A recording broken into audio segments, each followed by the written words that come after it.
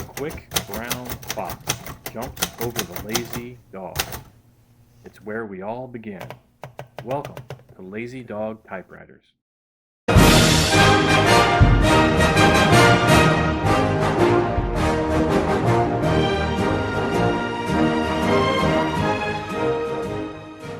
The Magnificent Seven. 7 brides for 7 brothers.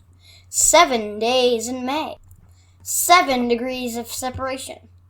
Yul Brynner and Kevin Bacon. Is it all clear now? Join us on an adventure as we explore the magnificent JP7, one of the best brother typewriters you may ever buy, and one you will never, ever want to be separated from.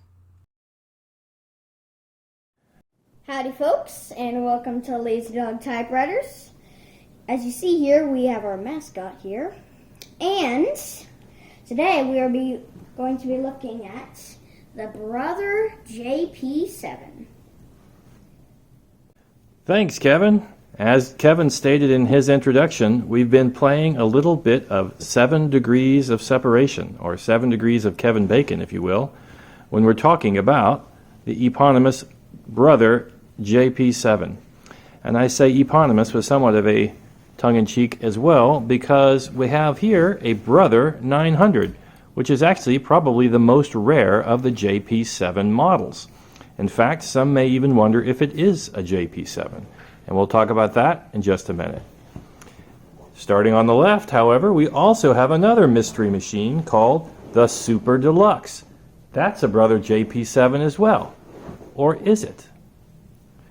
And coming back to the center, beneath our Sleepy Hound, we have a Kmart 300 Deluxe 12, and that most definitely is a Brother JP7, as is the Brother Accord 10, which is right in front of it. So, let's take a look, starting with the brothers we know are actually brothers, and then we'll look at the brothers from a different mother and see what differences we can make out with these different machines. Let's get started. All right, this is not a green screen, this is a green typewriter. It's really kind of a teal color, and what's kind of neat about this particular example of the Kmart 300 is that I'm pretty sure it started its life as a blue typewriter. And you can see that. Our lighting is a little different today, but you can see that if we zoom in really carefully, there we go, a little bit of a patch. What color does that look like to you, Kevin? It looks sort of pinkish. Sort of pinkish. Well, there's that colorblind gene kicking in again. But this is green, we'll call it teal, and this is blue. And you might consider it to be teal too, but I know for a fact that if you look on the very edge of this, if you can turn it without whacking it, there's a little bit of hint of blue, and that's what we call a patina on these machines. And it's kind of nice on this particular machine, and I think it's patinaed into a pretty nice color. So I'm pretty happy with it. All right, so that's the first point, the color. The next we have this body style. Stepping back a little bit, this is, I said, the JP7 model. So it's a 7th Japanese model by Brother. The 5th model was called the JP5, not surprisingly, and that mostly has incorporated the machines like the Sears Manual 1 and 2, and less commonly the 1600 Brother 1600 and 1613. We have all of those machines too, but we couldn't fit them all on the coffee table. Not all of them. We have a Sears Manual 2 and a 1613. But the database that Reverend Monk has put together for us tells us that the JP5 is a standard version and the JP7 is a, quote, deluxe body. I really don't know what the difference is other than the obvious casing differences, because I think the underlying mechanicals are identical. It might be that the JP5 doesn't have a repeat spacer, but I'm not even sure about that at the moment. So we'll come back to you and maybe we'll do a JP5 variant and try to come up with various ways to link things with 5 in them instead of things with 7. So back to the 7. It's a full-featured typewriter. We have a full keyboard with a dedicated number 1 and then a plus equals. We also have, what's this over here, Kevin? A tab, which is red for some reason. Yeah, the tab is red. It sets it off to get your attention. What's this thing right here, Katie? Do you know? What? This thing. What's this thing that says repeat spacer? What is that? Oh, goes backwards. Well, almost. No, it repeats. So if you press it, the carriage, if it's not locked, will repeat. And so here we go. That's always fun. Kids, animals, except for sleepy dogs. Kind of sounds like a gun. It does sound like a little machine gun going off, so it's very exciting. So this one has black keys. It has a standard American layout. We still have the apostrophe over the 8. Haven't yet moved into the asterisk. That's because this machine came out in about 1975, 1 year after the JP5, easy to remember. And it came out in a wide variety of machines called the Brother 700, 700T, the 750 TR, which is notable because those are sometimes found with Arabic key sets, and I'd love to grab one of those sometime. This is a 300 Deluxe, as I mentioned, and it came out in 1976, so a little bit later. And these were made until the early 1980s, around 82 to 84, I think, is when they sort of faded out. But to my mind, these are some of the best ultralight, if you will, plastic-bodied portable typewriters ever made. Not to give away the punchline at the end of the story, but the typing action on these JP7s is so crisp and lightweight that I think if it had been made in an earlier era and didn't have a plastic body, that this would be one of the most collectible machines out there. Somewhat of a bold statement, I guess. But it really is the evolution and culmination of Brother design, and they were still making them at a very high quality, and I think these are just absolutely wonderful machines. So, just continuing on without the love affair, we have a C and an S up here. That is for tab, clearing, and setting, which you can do with that lever. Of course, we have a caps lock. The double arrow key is your margin release, and the arrow to the right key is your backspace.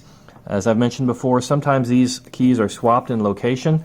I'm used to and much prefer the backspace to be on the right for some reason. I always reach up for it right there when I want a backspace, and if it's not there, it's like that on the Olympias, but it's not that way on some of the other machines, so it can be confusing. All right, continuing on around, we have a carriage return lever, which stows into the down and lock position for takeoff and landing, and then also pops up. We have our platen knobs. We have a paper bale, which has 2 rollers. This one has a missing spring, I think, so it's a little bit floppy. We'll fix that later. We have our margins, which are set with these press to slide margin sliders. And then we have a push-up, very simple paper support. And I really like this design. Again, everything was evolved because the earlier JP1 variants had a spring mechanism that is almost always not working when you find these things. But you can't hardly break one. You just have to push up and fight gravity and lift it up. So that's nifty. We have our paper tension release on this side right here, this little lever. So that allows you to take the tension off the paper rollers and then adjust your paper as you are doing things. And then you have your all-important carriage release lever here, which of course moves the carriage. You can hear the bell. There we go. A nice loud bell, very simple, very reliable. Interestingly, it's in a horizontal orientation. Let's see if I can show that to you. Yeah, I've got to move the margin and then not bang the typewriter. There's the bell again. So isn't that neat? I don't know why, but for this particular design, probably to save space and make it less tall, the bell is in a horizontal orientation. Just kind of nifty, something to note and observe.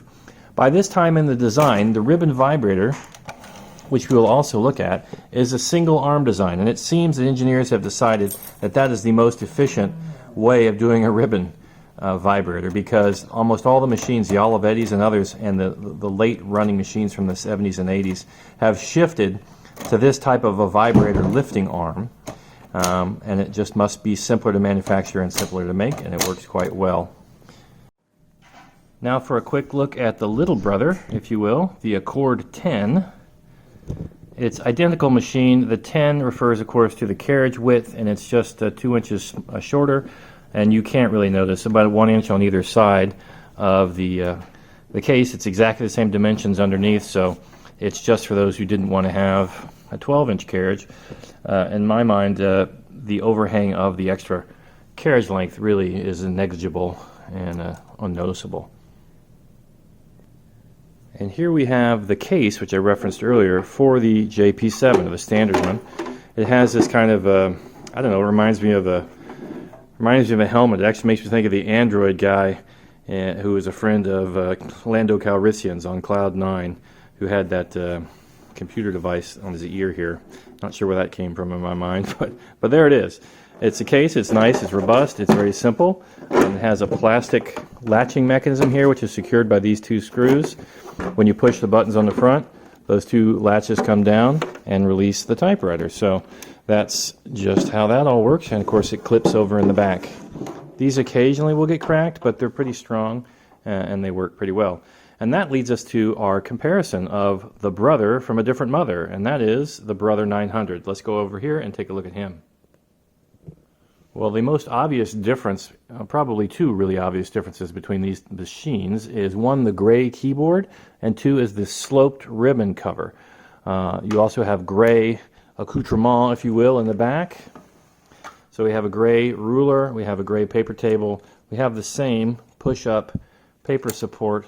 We have gray platen knobs, and we have a white, pure white margin slider tabs.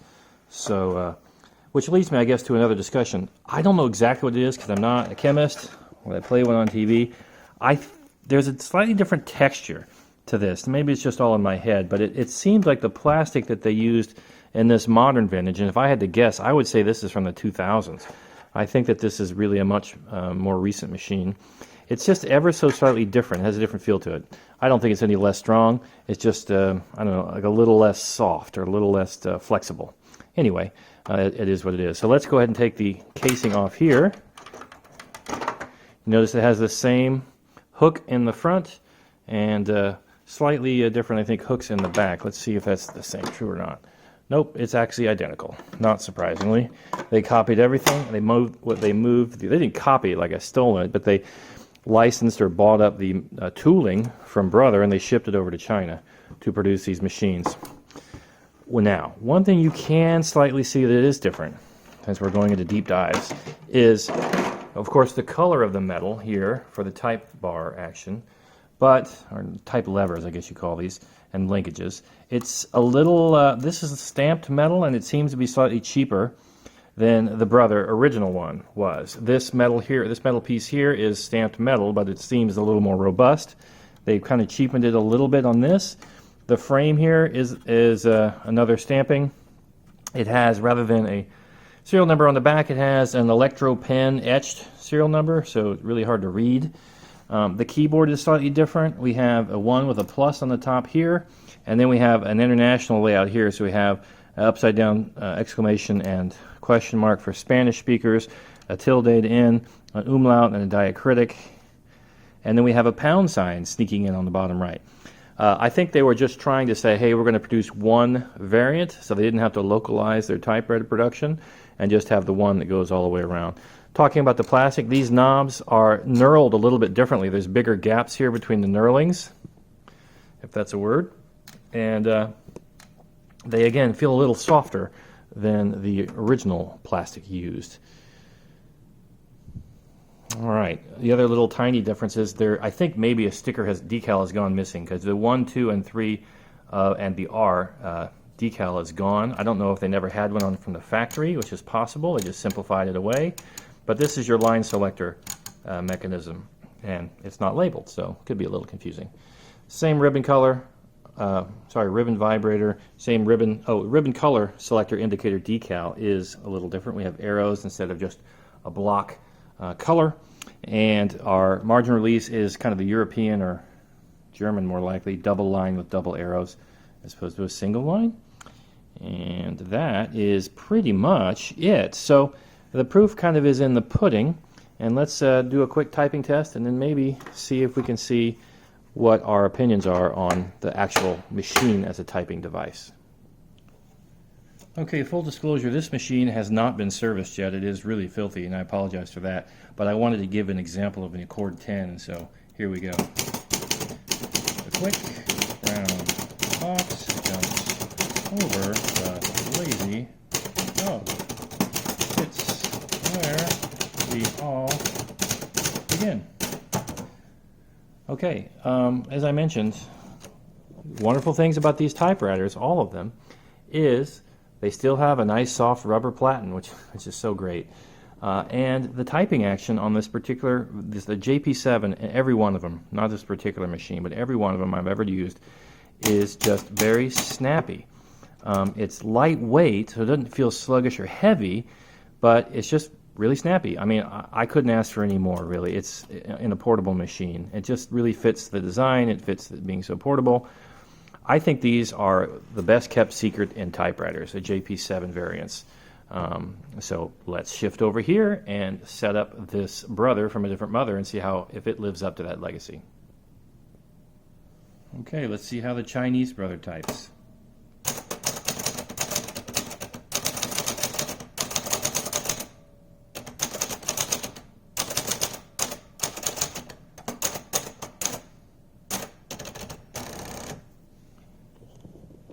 Well, I have to say it types quite well. It's a very good machine.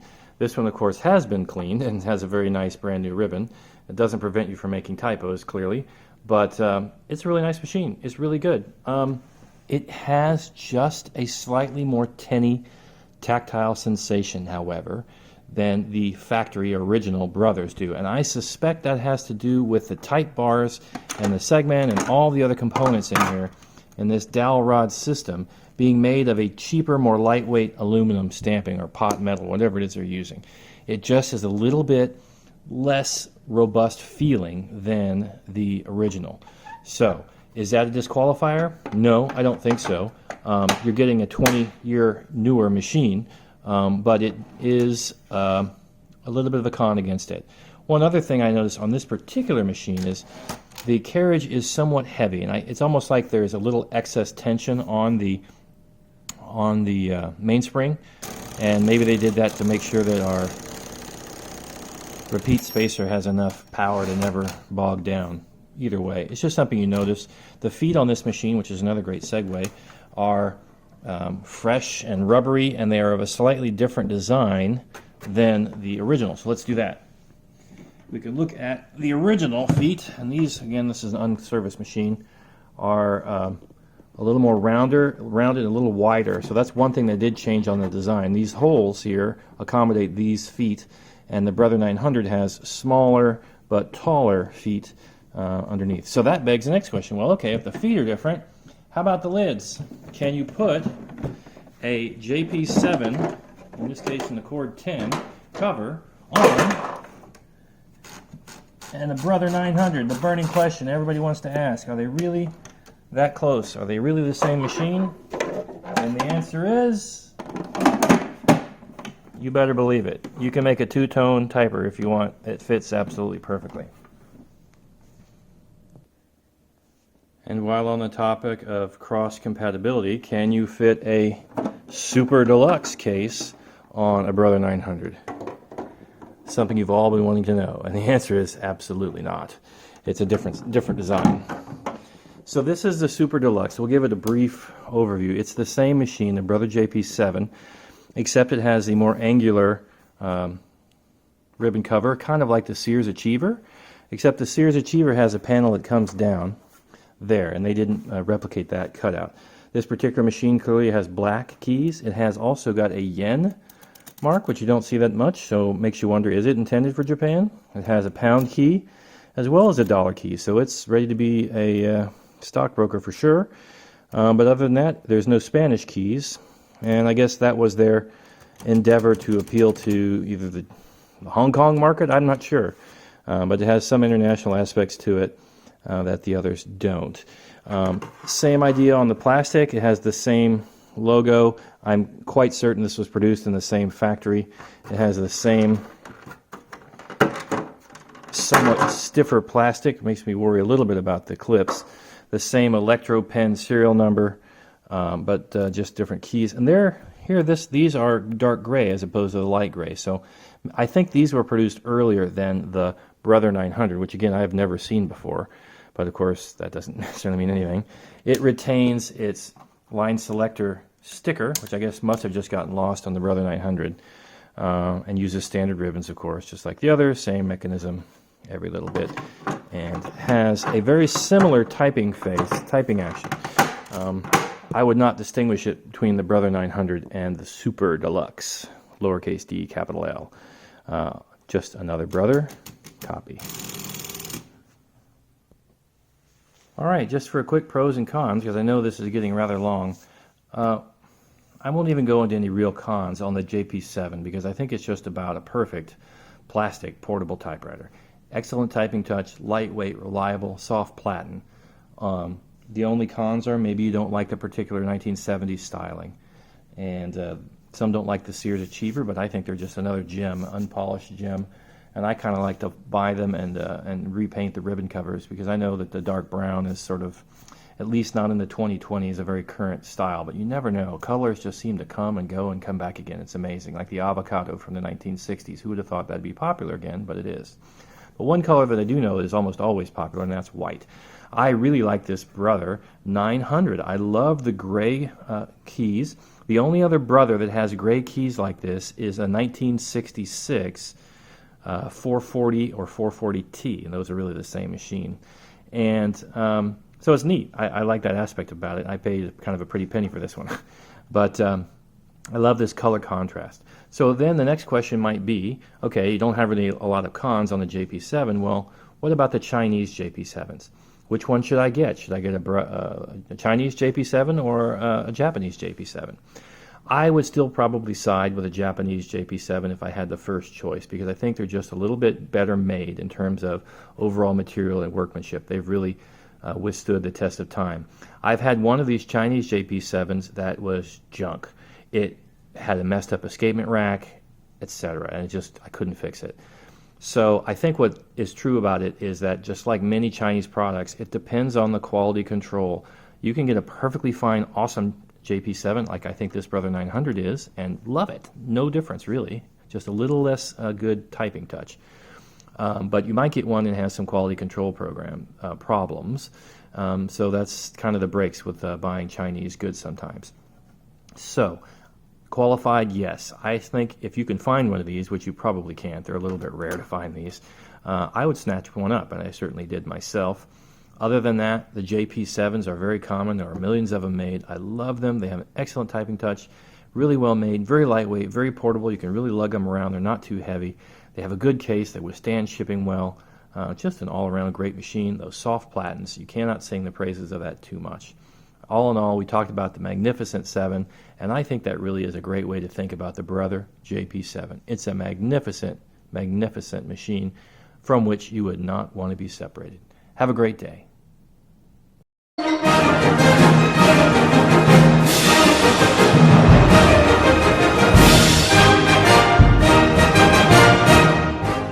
Please like and subscribe and share the video and comment about the typewriter. What a specific thing that you want to know about the typewriter.